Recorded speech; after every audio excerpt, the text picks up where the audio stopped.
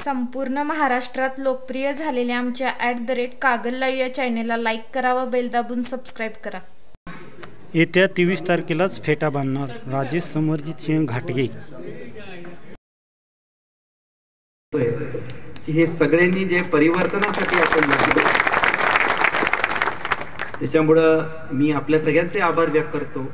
उमेदवार म्हणून नाही की फक्त स्वर्गीय राजेसाहेबांचा चिरंजीव म्हणून नाही किंवा राष्ट्रीय छत्रपती शाहू महाराजांचा वंशज म्हणून नाही आणि फक्त महाविकास आघाडी का शरदचंद्र पवार साहेबांचं म्हणून नाही.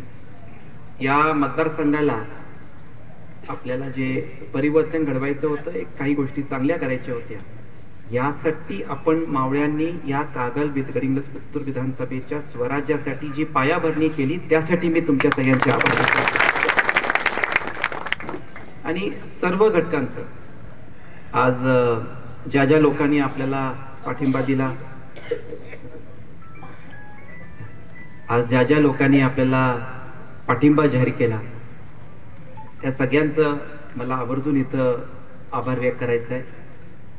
कारण सुरुवात जी झाली म्हणजे स्वातीताईंपासून जनता दलपासून जी सुरुवात झाली, त्यानंतर डॉक्टर शाफुरकर साहेबांकडून पाठिंबा जाहीर झाला, त्यानंतर रणजितदादा सुरुवातीपासून आपल्यावर होते, नंतर बाबासाहेब पाटलांचं सहकार्य झालं, त्यानंतर संग्रामसिंग नलवडे साहेब असतील, त्यानंतर मला आवर्जून काँग्रेस पक्षामधून त्या गडिंग्लज उत्तर परिसरामध्ये अभिषेक शिंपी असतील, ॲडव्होकेट दिग्विजय कोराडे असतील, आवर्जून मला सुरेशराव कोराडेंचं पण नाव इथं घेतलं पाहिजे.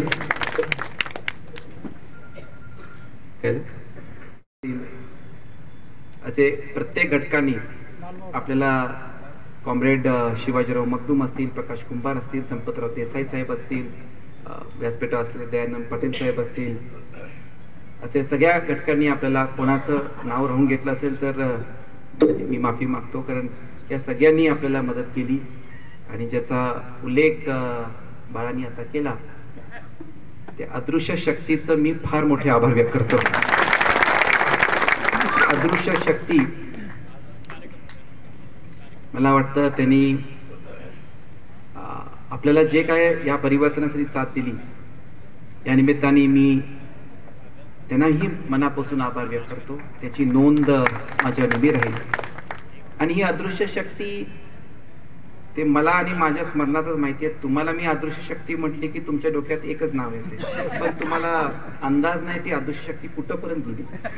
तर ते मलाच माहिती आहे ती शक्ती कुठंपर्यंत गेली आणि कितीपर्यंत ते सहकार्य झालं. पण तो भाग वेगळा. जी दमदाटी व्हायची काउंटिंगच्या दिवशी, मतदानच्या दिवशी कुठलंही बोगस मतदान होऊ देणार नाही, यासाठी आपण सगळी जी कटून राहिला. मला वाटतं आदरणीय पालकमंत्री महोदयांच्या स्वतःच्या बूथमध्ये जे दटून राहिला, ठामपणे काही लोकांनी पोलिंग एजंट्सनी आपलं एक भूमिका घेतली, त्याच्यामुळं आणि फार मोठ्या प्रमाणामध्ये आपण सगळी लढला. आणि मला खात्री आहे की परवा आता मगाशी कोणी मला विचारलं की फेटा बांधता का, मी म्हटलं 23 तारखेला बांधेन.